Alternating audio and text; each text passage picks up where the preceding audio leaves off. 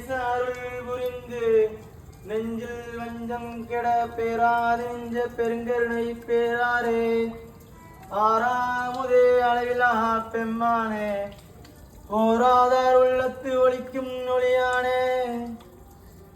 சீரார் பெருந்துரை நம் தேவன் தாயிற் சிறந்த தயான தத்துவனே வாசச்ச சோதி மலர்ந்த மலர்ச்சுடரே தேசனே தேனார் அமுதே